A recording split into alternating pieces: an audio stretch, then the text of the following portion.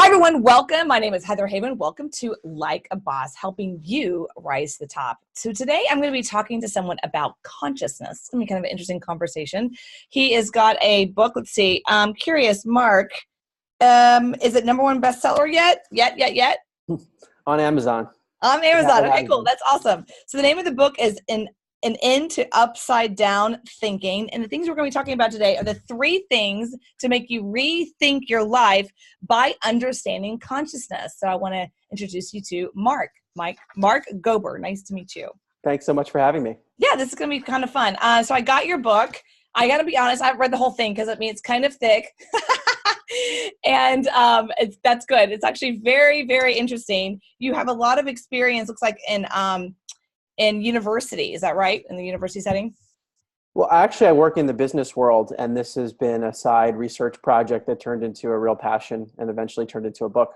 Oh, nice. Okay, love that. Okay, so I'm going to tell everybody who Mark Gober is. He's an author partner at Sherpa Technology Group in Silicon Valley, a former investment banker at UBS in New York, and former captain of the Princeton tennis team. His worldview has turned upside down in the late 2016 when he was exposed to world-changing science, which suggested that contrary to mainstream assumptions, consciousness is not produced by the brain. All right, so let's talk about this book.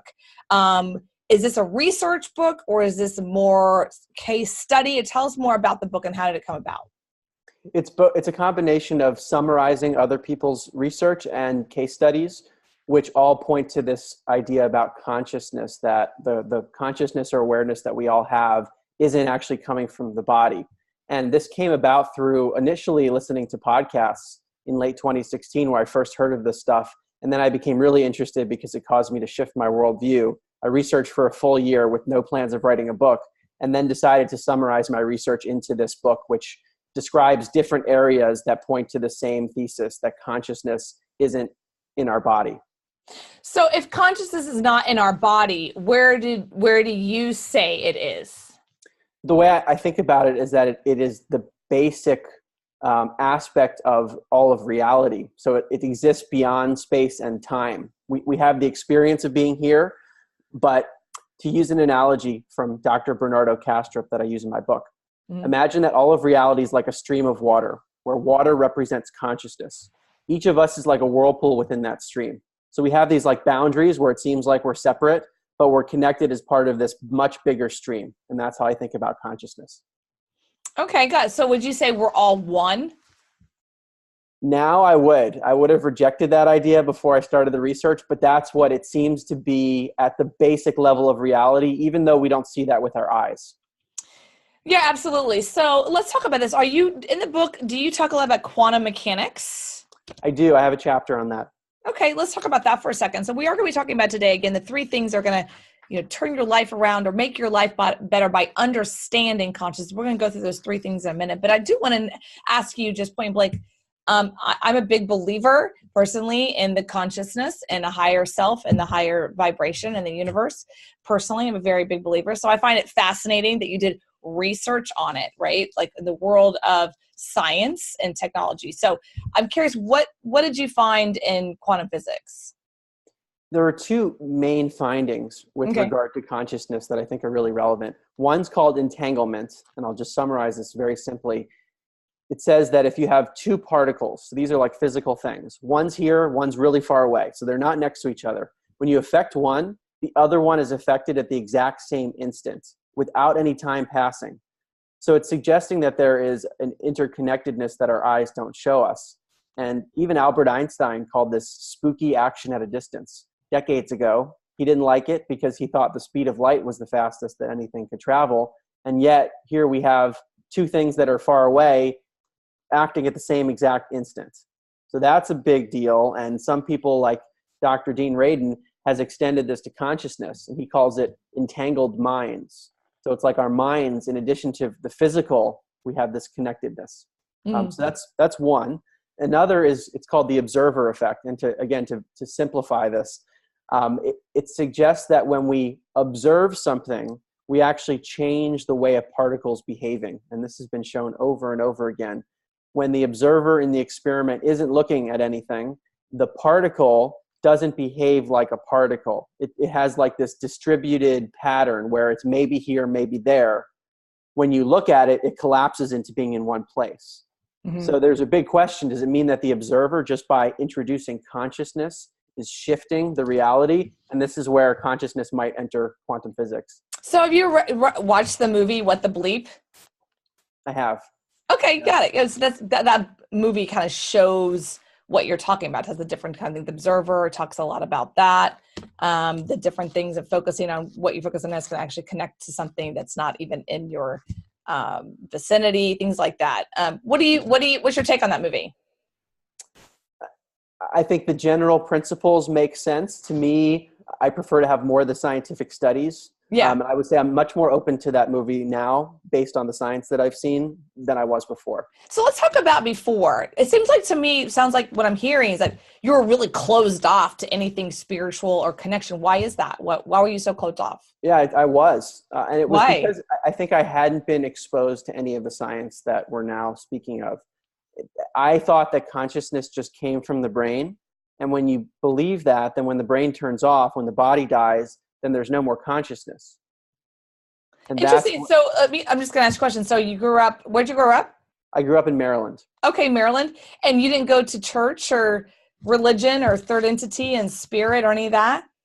I grew up in a Jewish household, but not very religious. And I didn't really accept religions because I thought science was disproving what a lot of the religions were saying. That's just what I thought was true based on what I learned in school. So I was not open.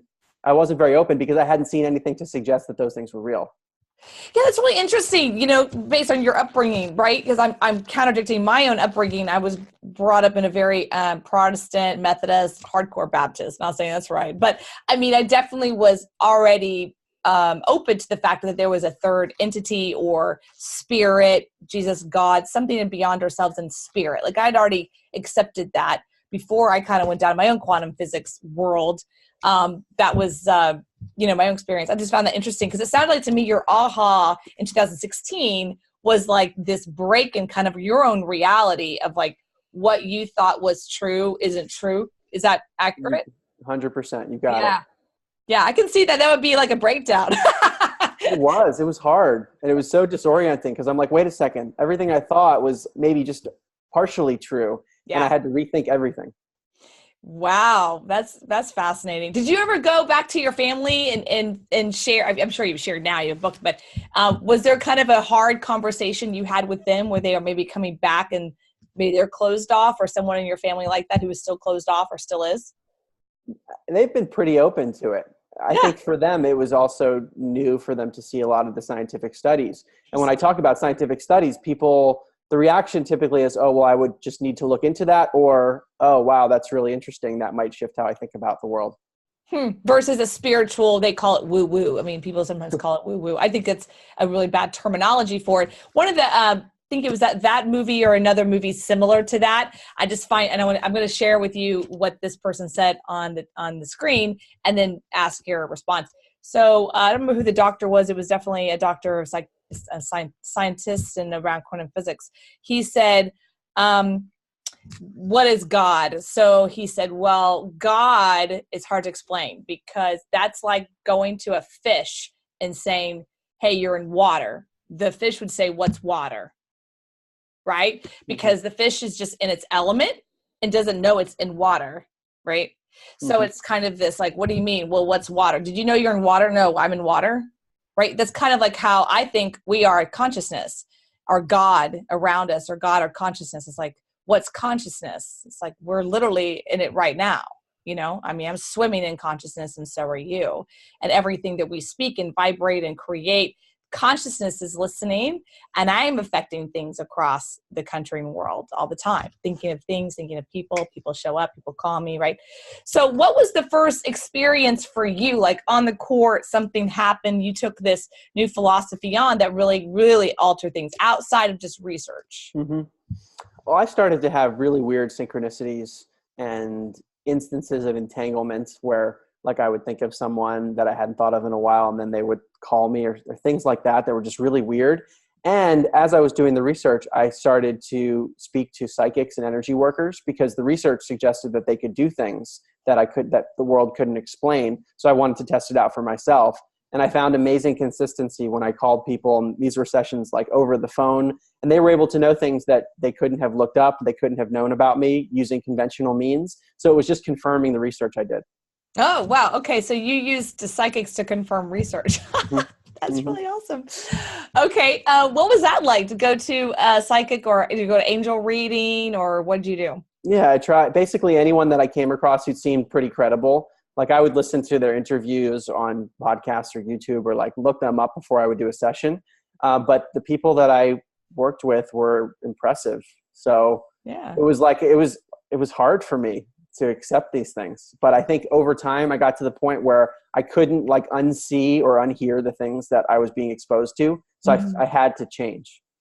Interesting. And I find it interesting because I believe in that world so much already. And I'm very into quantum physics and universe. So it's interesting hearing from you how this shift for you is so challenging of like, how is that possible? And the only that's why I keep asking about your upbringing. So when you were a kid, did you have any spiritual experiences at all? No. None. Not that I can remember. Right. Okay. And why was it family upbringing, or was it just you personally? Why were you so against a religion per se? I think it was more me personally, Mm-hmm. because I think it's because of the way our education system is set up. It's like you question everything that you read, and that's how I would have to do English and science and history class, is to be really analytical. And then, so that was my education. And then the religious side, from the way I understood it, it's like, read this book and accept this as being true.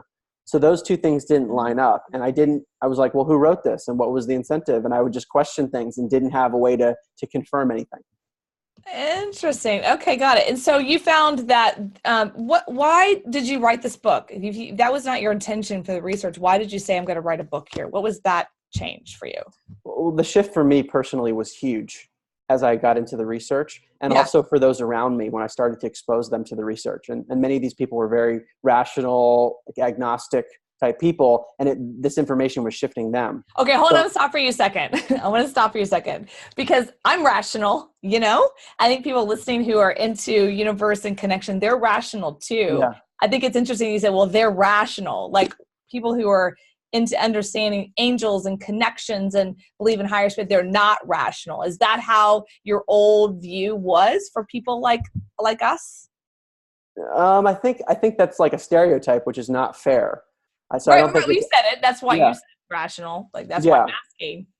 Yeah. Well, I'm not saying that those who are spiritual are not rational, but some people who are rational will throw out anything that they can't see with their eyes. And so there's like a dichotomy there of within the rationality bucket. And so the people I'm referring to, people who are rational and probably were not as open and maybe haven't had personal experiences. Yeah. I would say a lot of them actually were open once they were exposed to the information, but they just had never seen it before. So what I found is that from that group of people, these are people that were not spiritual or didn't have a big leaning. Yeah. They were starting to shift. So I think it was the combination of my personal interest and seeing the impact on people, which made me say, why don't I put this on paper? Because it could really have an impact. Got it. Okay. That's really interesting.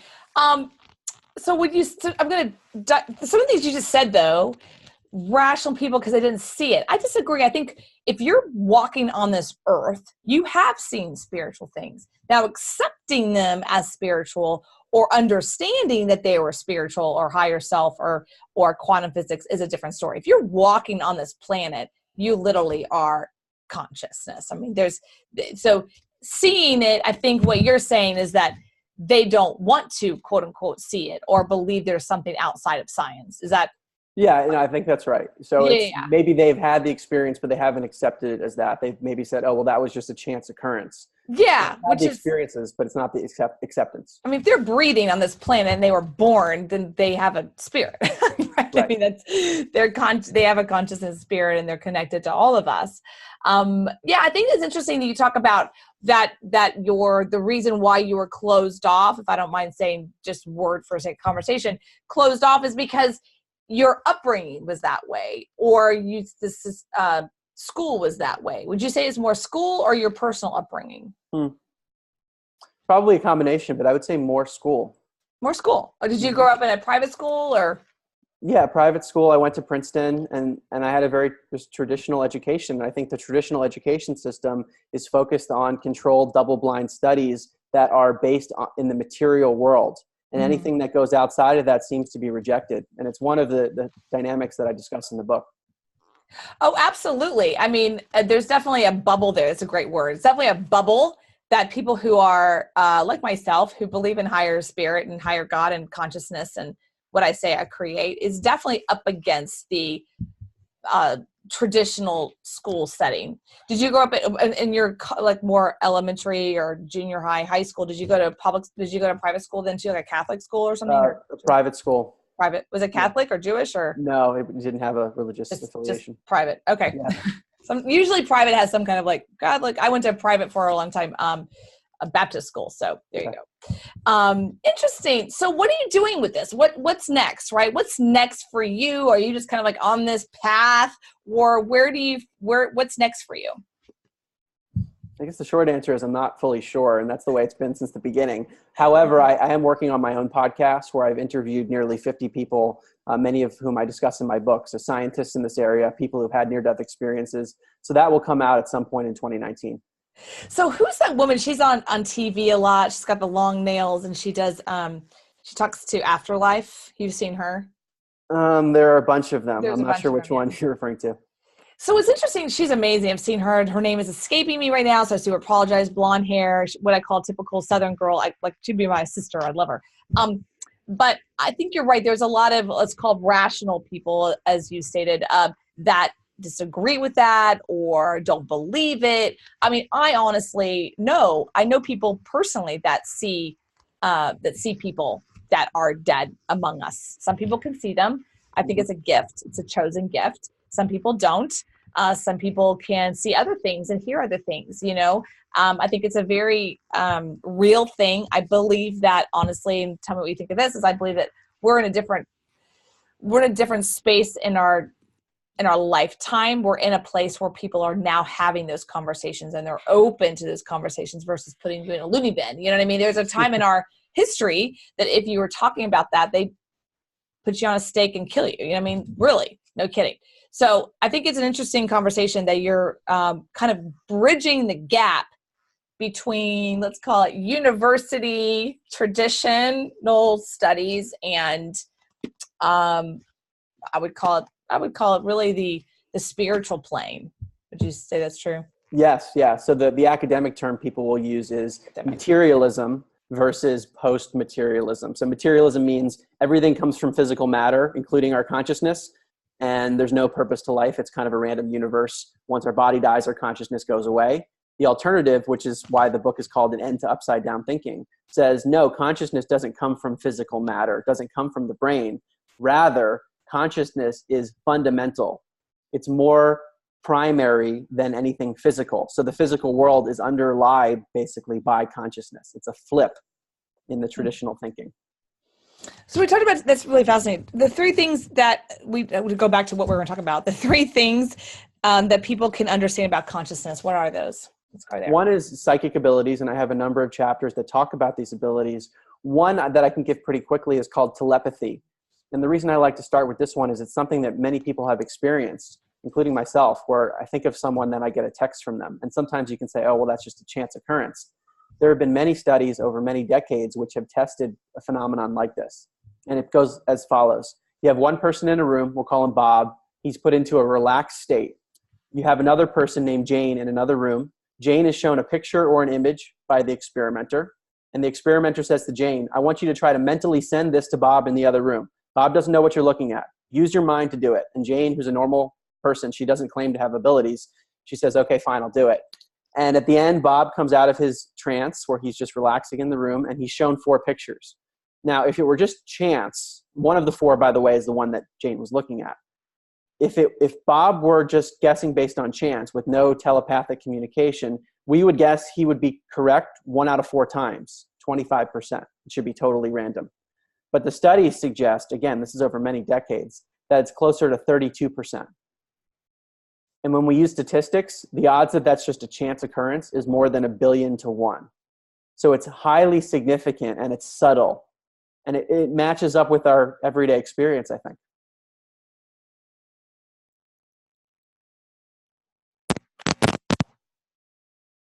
I'm sorry, I'm unable. No worries, I muted myself. Okay. I was moving. I wanted to make sure that didn't get hit. So that's really interesting about that. I've experienced that myself in situations where I'm thinking of something and someone's like, "Oh, blah blah." I'm like, "I was just thinking that." So what are the other two?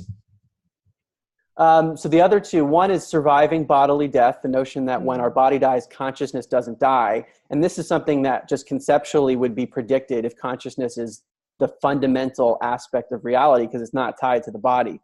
So one area that I examine is near-death experiences. So these are cases when a person is in like extreme physiological trauma. Studies on people in cardiac arrest. So they're clinically dead. There's no blood flowing to the brain. The heart has stopped.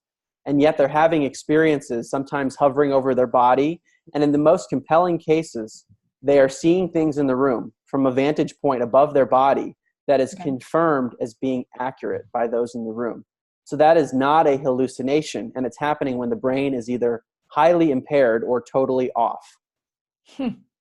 Oh, wow. Oh, so how can people use that information to make their lives better? So I think it's more of a conceptual thing. For me, it was really big. The idea that my awareness isn't tied to my body. So if you think that your body is it, and once your body dies, it's over, that leads to one view of the world. But if you think your consciousness continues or might continue after this body, I think it just opens things up and takes off some of the pressure. The pressure? What kind of pressure? Yeah, I think there's this, like, people will say, you've only got one life. And maybe that can lead to people feeling pressure. like, like you've got to be the best of the best, or like. Yeah, you have to be the best of the best, or maybe there's a time pressure. And if you don't do it now, you'll never have any opportunities. But I have a whole chapter in my book on studies from the University of Virginia of children who are usually between the ages of 2 and 5 years old, who have memories of a previous life. And sometimes the researchers are able to find medical records and historical records that align with what the child is saying. So if that is true, that some of us, or if not all of us, have previous lives, then I think it does take some of the pressure off. Do you believe that? Do you personally believe it? I personally now do. I think the evidence is really strong. Wow. I mean, I'm a believer, but I know that coming from your background, that's a big leap. Yeah. Right. No, I'm clear. That's a big leap from your upbringing, because it's kind of flies in the face of most people probably in your life and you grew up with. And I quote a scientist in my book who says that reincarnation is a ridiculous idea. And it is ridiculous if you think that consciousness only comes from the brain. And that's why I'm focusing on that assumption, because that, when you look at it really closely, it seems like the brain's more like an antenna receiver. Yes, absolutely. I did a past life regression session. Have you done one? I have. I didn't have the vividness that some other people describe. Like, I've heard of people that have medical issues, then they remember a past life related to that issue and it goes away. So I didn't have the clarity. And it's an area that in my research seems to work for people sometimes, but it's not quite as reliable as other areas. Absolutely. Yeah, I think it's personal. I was an Egyptian queen. Are you shocked? No, shocked? I can see it. Shocked. I went through my past life and like, you're an Egyptian queen. I'm like, psh, of course I was. Yeah. Like, I'm not shocked at all about that. Anyway, it did make a lot of my life a sense. I'm like, that makes my life way more understanding. Okay, great. And so what's the third thing? The third one is that we're all interconnected. So going back to the stream analogy, we're all like water in the same stream, even though it seems like we have divisions. So in terms of how it could impact someone's life, I think it has a big impact, because if you think that we're all just separate, which is the conventional view of science, that like we have this similar genetics because we're all part of the same species, but there's me and you and there's no connection beyond that. Like, we inhabit the same planet and that's about it.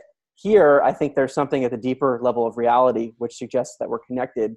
And to me, that actually has huge implications, not only for interpersonal relationships, but also like between nations. If we started to see ourselves as being more equal, we're sort of like diversity within this big stream, that could have a big impact on daily life and also just the world. Oh, completely. I have one last question before we wrap it up, and I definitely want people to know where your book is at. Please give them your website and where they can find your book. My website is my name, Mark Gober, MarkGober.com, and it has more information on me and my book and my forthcoming podcast. But also you can find my book on Amazon, Barnes & Noble, and many other bookstores. Awesome. Thanks for being here, Mark. I have one last question before we get going. In your research, did you find that there was a difference with men and women in consciousness, or find that maybe men or women, vice versa, anything around that they are maybe more women or men, or I don't know, something I find that in my experience of life, not research, that's why I'm asking, like scientific research. In my experience, I think that women normally are more open to spiritual and conversations and higher self, and they call it woo-woo stuff. What do you find in your research, though? I have found that too, just from my research, but also personal experiences and the reception I've gotten from the book. I think that women in general tend to be more open to these ideas already. And it might have something to do with the way the brain is structured. So there's talk about left hemisphere versus right hemisphere. Okay. Like left brain is more just strict logic. Right brain is more intuition. And it might be the case, I've heard this hypothesis, that women have a more active right brain relative to the left. So it might just naturally be more open. But I think it's a really good question, and it has to be researched a bit more. Okay, curious if you did. I mean, every single person I've come across that's more of a spiritual healer or shaman or angel healer have been 90% women. I have a shaman who's a male, but majority are women. And I did never, I mean, from a research perspective, I've never looked at it that way, but I'm curious. I'm sure there's some scientific research on why women are either more open to it. I think there's something about that I think that they're just more open to it for some way, but I'm sure there's a science behind that. I really have no idea. It might have to do with the way the brain is structured, that there are differences. That's your next book, Mark. That's your next book. Thanks you're just teeing it up for me. There you go. I just teed up your next book. You can just come back and just tell us how we're just so much more amazing than men. I'm totally kidding, by the way. But there is something there, because I do think that men have a little more challenge to be open to that. And I don't think it has anything to do with personality or who they are. I just think there is something on a scientific level that they just have a little bit harder time making that leap. For whatever that reason is, I don't know. And that's a generational thing. I don't think that's personal. That's not a diss on men at all. That's actually, I think sometimes women can go way, way off to the woo-woos and vice versa. I think there's extremes everywhere. So there's no diss. I just want to look at the male-female brain. And there's probably a huge scientific thing there. And I'd love to know if you come back and let me know if you ever find any research on that. Let me know. For sure. Yeah. Kind of interesting to me. So, okay, great. Thank you so much for being here. This has been super fun. Go find Mark at markgober.com. That's GOBER.com. Mark, thanks for being here. I really appreciate you being here on Like a Boss, where we really focus on insights with entrepreneurs and badasses like you. You can check out Mark again at mark@GOBER.com, or his book on Amazon. I'm going to say your book one more time because it's got a long... It's An End to Upside Down Thinking. There it is. Woo, woo, woo. Go check it out. My name is Heather Havenwood. Check us out at heatherhavenwood.com. You can find us on iHeart, Spotify, iTunes, and soon Pandora, as well as Roku. All right, everyone, this is Heather Havenwood. Check us out at heatherhavenwood.com.